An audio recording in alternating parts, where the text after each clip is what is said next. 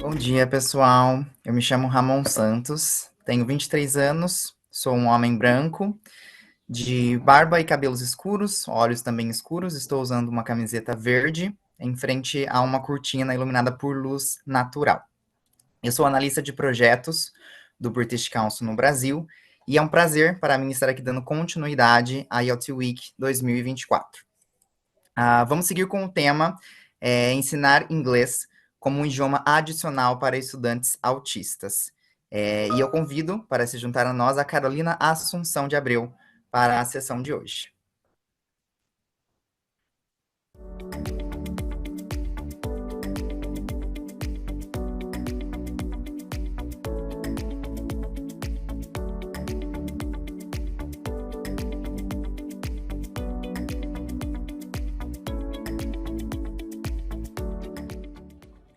Good afternoon, I'm Carolina Abreu. I'm a bilingual educator from Brazil. And today I'm going to share with you very briefly about the research I did when I got my master's degree from the University of Westminster. Now, also, I would like to thank the British Council for this incredible opportunity.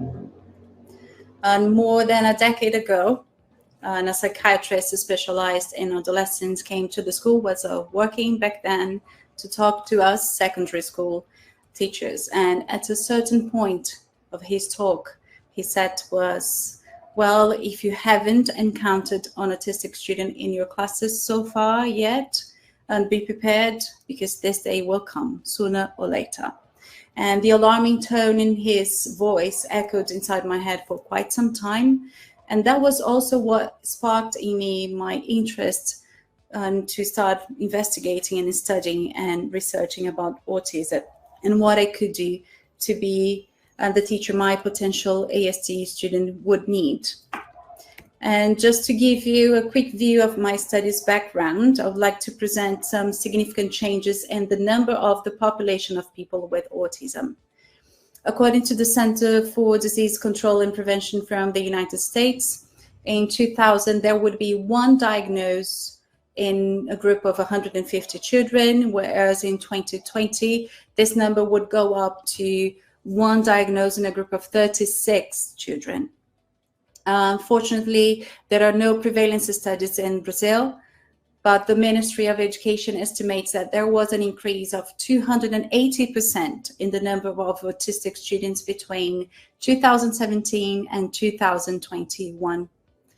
And also, there was a study carried out by the University of Cambridge in association with the University of Newcastle, when they found that 2% of 57 children are diagnosed with autism in the United Kingdom. As the number of autistic children seem to have skyrocketed, it is expected that consequently there will be an increase in the number of autistic pupils in mainstream schools. And as an attempt to investigate how to efficiently teach English as an additional language to autistic learners, taking into consideration their social communication impairment, I interviewed 11 teachers and I asked them the following questions. How much do teachers know about their autistic students? What are teachers' preferred methods and techniques to teach pupils who are on this spectrum?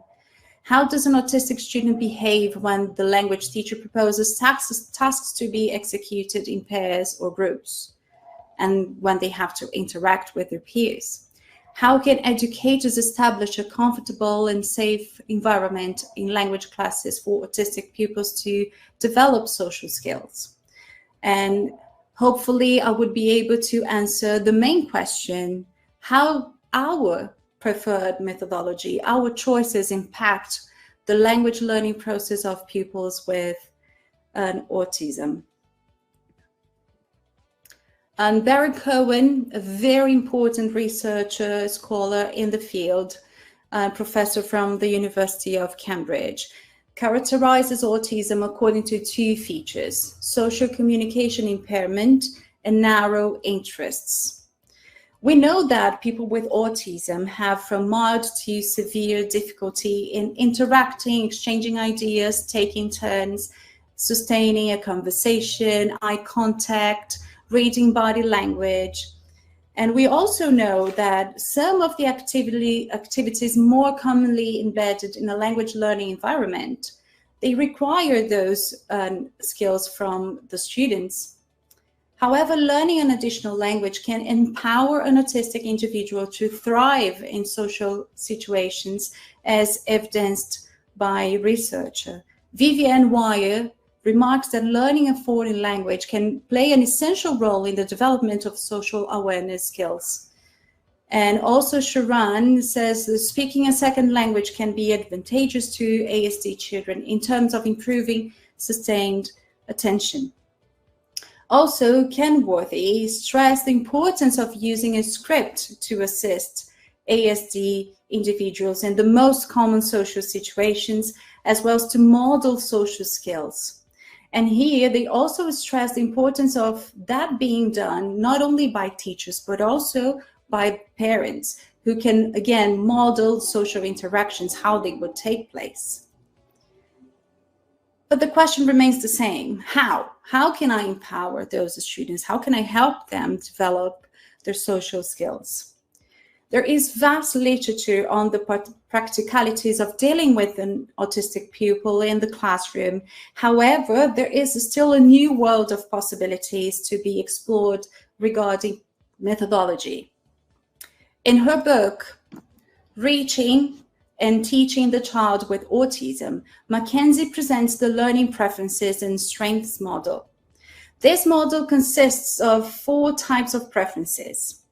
Introversion, a child who may take longer than the others to process information and reflect on what they have been learning.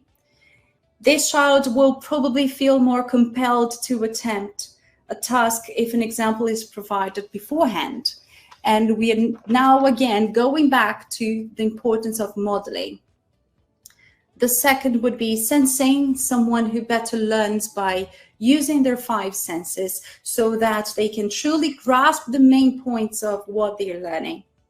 And in this case, tasks would be broken down into smaller steps, and teachers would use lots of opportunities to put learning into practice, lots of hands-on activities. Also thinking, this one concerns decision-making process based on what is fair. There's also an interest for clear routine and rigid rules, another very strong trait of autistic students. Finally, judging, someone who finds joy and pleasure in predictability, order, together with the completion of tasks.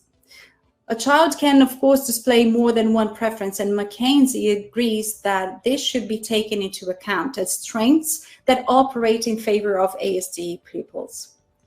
Another study that dialogues with Mackenzie's ideas is the one carried out by Jovanone, indicating the effectiveness of combining pupils' preferences and specific interests when thinking of methodology, planning activities, themes, and cross-curricular learning. By doing so, teachers can promote engagement, which very likely will lead to interaction. And for this one, I would like to give you an example. I was teaching this boy in particular. He was in year 2. And the task was for him to write a story. Everyone in the class was writing a story, and he had to think about the structure of a narrative and also adding time order words to organize his ideas, to organize the events in the story. And this boy in particular was obsessed with the solar system, all the planets. And the only way for him to be interested in that task and be eager to try, willing to try, was when I said to him, what if the characters in your stories were the planets in the solar system, and you could write about events and things that would happen between them?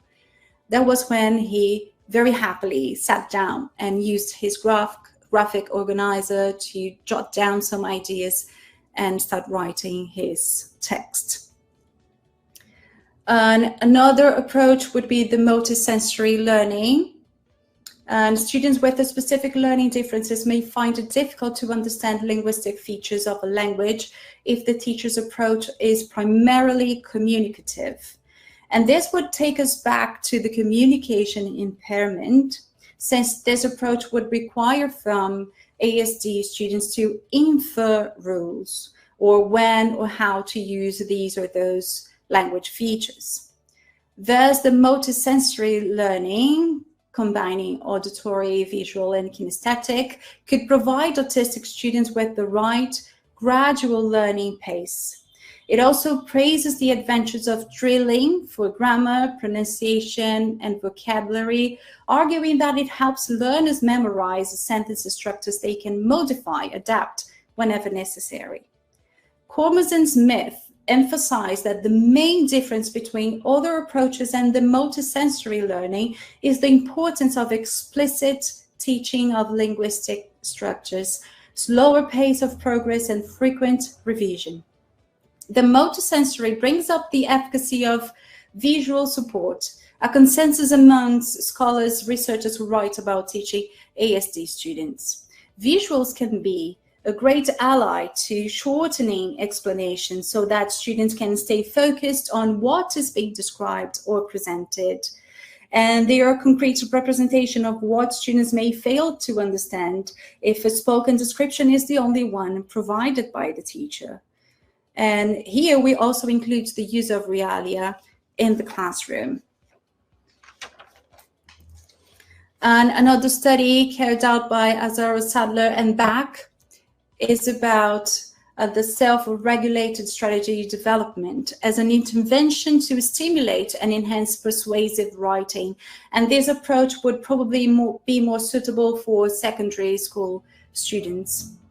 This approach consists of 6 instructional stages, namely developing background knowledge of the topic they will write about, discussing it, modeling it, memorizing it, supporting it, and finally getting into an independent practice. And also includes steps of self-regulation, goal setting, self-monitoring, self-instructions, and self-reinforcement. The results of the study demonstrated that students improved their writing in general and the features of their production, including cohesion and coherence, in addition to the number of words in each composition. The relevance of this approach to help ASD students lies in the fact that it tackles self-regulation skills, planning, and discernment of textual genres. And finally, about my research. When I interviewed those 11 teachers, I divided them into 3 groups according to the age and year groups they taught. So group 1, preschool and primary school teachers, group 2, secondary school and college teachers, and group 3, private tuition teachers. And the data collection was analyzed according to 3 themes. 1, preparation to teach ASD pupils, how much information teachers would get from the school board, and trainings and studies and books they would read and workshops they would have an opportunity to participate.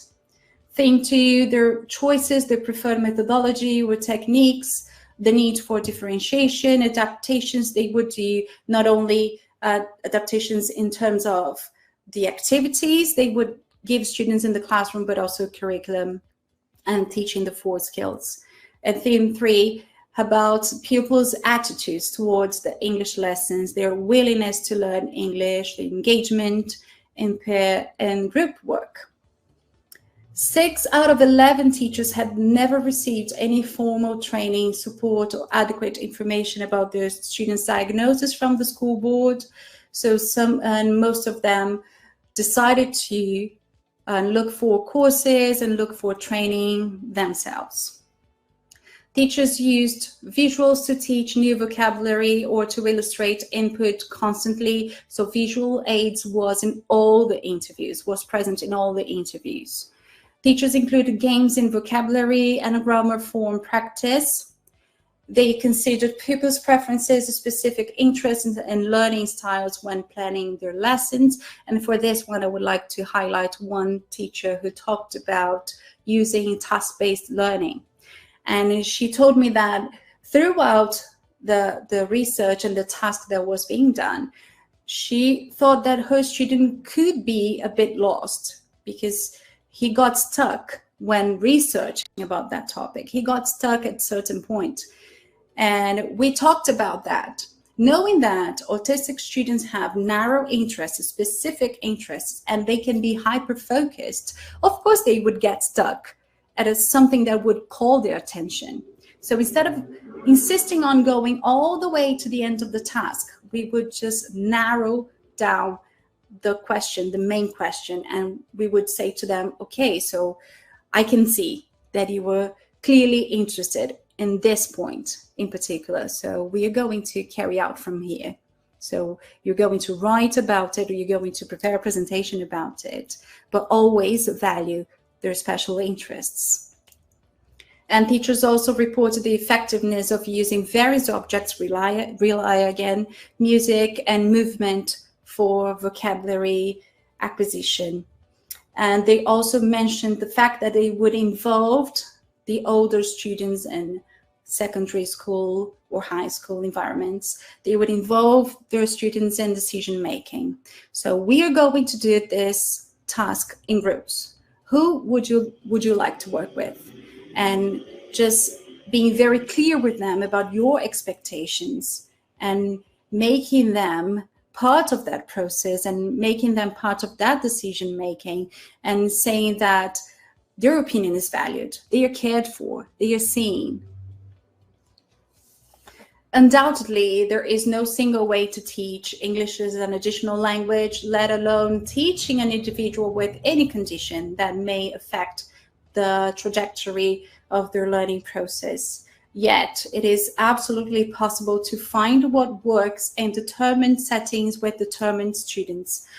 And ultimately, we can conclude that teachers invariably seek means to teach English as an additional language to their autistic students. They always seek the best way to do it. Their methodological choices can have a serious and positive impact on the learning process of their pupils once they understand that competences of those individuals with autism might develop differently, and the outcomes might be demonstrated in a non-standard way. And it's also worth trying. Thank you.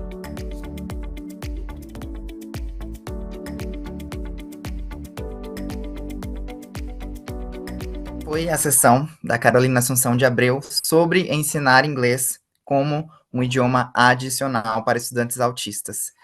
O British Council agradece imensamente a participação da Carolina e a participação de todos através do chat, mas infelizmente a Carolina não foi capaz de se juntar a nós para responder algumas questões. Então, recomendamos que entre em contato com a Carolina para as redes sociais, para informações adicionais, e fica o nosso agradecimento à participação de vocês aqui. Nós continuaremos ainda hoje às 16h, dentro da nossa temática ainda, trabalhando a diversidade e a inclusão no dia de hoje. Muito obrigado.